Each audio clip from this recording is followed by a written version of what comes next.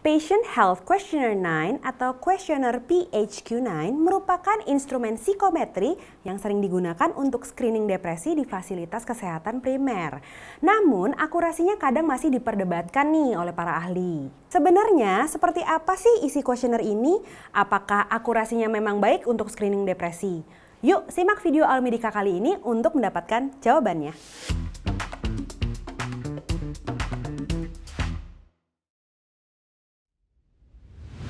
Halo dokter, saya Dr. Renata dari Almedika. Dalam penegakan diagnosis depresi, dokter perlu melakukan wawancara yang membutuhkan keterampilan dan kepekaan terhadap pasien.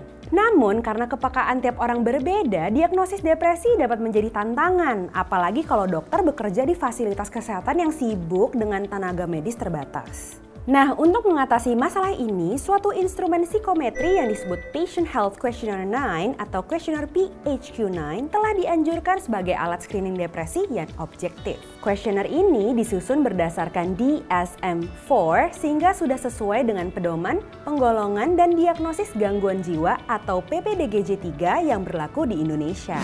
By the way, sebelum saya jelasin lebih lanjut, kalau dokter mau baca-baca lebih lengkap terkait topik kali ini maupun informasi lain seputar dunia kedokteran terkini yang berbahasa Indonesia dan mudah dipahami, dokter bisa nih download aplikasi Almedika. Di aplikasi ini ada banyak banget fitur bermanfaat buat dokter-dokter di Indonesia. Contohnya, artikel-artikel continuing medical education terkait penyakit, obat, dan tindakan medis yang berguna banget buat praktik sehari-hari. Terus artikelnya ada juga tuh yang ber-SKP, jadi bisa nambahin sertifikat yang dokter butuhkan. Gak cuma itu, ada juga beragam webinar dan e-workshop ber-SKP yang bisa dokter ikutin. Plus, dokter bisa berdiskusi dan memperluas networking sama sejawat dokter se-Indonesia di forum diskusi dokter Almedika. Tuh, lengkap banget kan? Jadi download aplikasi Almedika di Google Play ataupun App Store. Oke, balik lagi ke pembahasan. Questionnaire PHQ-9 ini terdiri dari 9 pertanyaan singkat yang mudah dipahami, dok.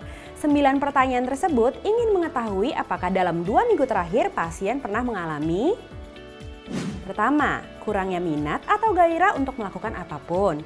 Kedua, rasa murung, sedih atau putus asa. Ketiga, kesulitan tidur, mudahnya terbangun dari tidur atau tidur yang terlalu banyak. Keempat, rasa lelah atau kurangnya tenaga. Kelima, kurangnya nafsu makan atau terlalu banyak makan. Dan yang keenam, kurangnya percaya diri atau adanya rasa bahwa dirinya adalah orang gagal atau orang yang telah mengecewakan diri sendiri dan keluarga. Yang ketujuh, kesulitan konsentrasi, misalnya saat membaca koran atau menonton televisi.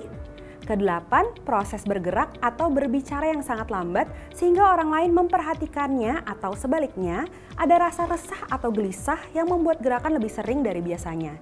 Dan yang terakhir, rasa lebih baik mati atau ingin melukai diri sendiri dengan cara apapun. Nah, jawaban pasien untuk tiap pertanyaan kemudian diberikan skor masing-masing, dok. Untuk tiap pertanyaan, bila pasien tidak pernah mengalaminya dalam 2 minggu terakhir, berikan skor 0. Bila pasien pernah mengalaminya beberapa hari dalam 2 minggu terakhir, berikan skor 1. Bila pasien mengalaminya lebih dari separuh waktu yang disebut, berikan skor 2. Lalu bila pasien mengalami hal-hal tersebut hampir tiap hari, berikan skor 3. Setelah selesai, jumlahkan total skor dari masing-masing pertanyaan.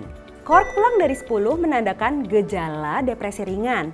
Pasien dengan skor ini dapat dianjurkan untuk menjalani psikoedukasi bila ada perburukan gejala. Sementara itu, skor 10-14 menandakan depresi ringan. Anjuran terapi untuk depresi ringan adalah observasi gejala yang ada dalam waktu 1 bulan dan pertimbangkan pemberian antidepresan atau psikoterapi singkat. Skor 15-19 menandakan depresi sedang. Pasien dianjurkan untuk mendapatkan antidepresan atau psikoterapi. Lalu skor di atas 20 menandakan depresi berat. Pasien dengan depresi berat perlu diberikan antidepresan tunggal atau dikombinasikan dengan psikoterapi intensif. Validitas kuesioner PHQ-9 telah diuji di berbagai populasi. Pada studi validitas di Malawi terhadap 323 peserta, PHQ-9 dilaporkan memiliki sensitivitas 64% dan spesifisitas 94% untuk mendeteksi depresi minor dan mayor. Di Indonesia, suatu uji validitas dan reliabilitas PHQ-9 pernah dilakukan pada 10.000 peserta oleh Nurul Fatimah dan kawan-kawan. Hasilnya, butir-butir pertanyaan PHQ-9 dianggap valid dan memiliki reliabilitas yang baik. Jadi, kuesioner PHQ-9 bisa digunakan untuk screening depresi ya dok. Kuesioner ini tentu sangat membantu karena pertanyaannya lebih sederhana daripada kuesioner lainnya. Terus pelaksanaannya dapat dilakukan secara tatap muka atau lewat telepon. Dan isinya juga sudah sesuai dengan DSM-4. Selain itu, kelebihan lain adalah kuesioner ini sudah divalidasi dengan baik di beragam populasi dan sudah bisa digunakan untuk remaja mulai usia 12 tahun. Kekurangannya kuesioner PHQ-9 ini adalah angka negatif palsunya yang cukup tinggi dok. Oleh karena itu, kuesioner ini dinilai baik untuk screening atau penapisan depresi, tetapi tidak dianjurkan untuk menjadi modalitas utama diagnosis depresi. Oke deh dok, kira-kira segitu dulu informasi dari Alomedica kali ini. Untuk mendapatkan lebih banyak info medis yang praktis dan up to date, jangan lupa subscribe ke channel YouTube Alomedica dan nyalakan lonceng notifikasinya ya. Terus download juga aplikasi Alomedica di App Store dan Google Play. Selain itu, jangan lupa juga untuk like, share sebanyak-banyaknya dan langsung aja komen di bawah kalau dokter mau sharing seputar pengalaman dokter menggunakan PHQ-9 atau kalau dokter ada ide mengenai topik yang menarik untuk dibahas berikutnya di Alomedica ya dok. Terima kasih sudah menyaksikan sampai selesai. Jadi dokter andal dalam genggaman, salam Alomedica.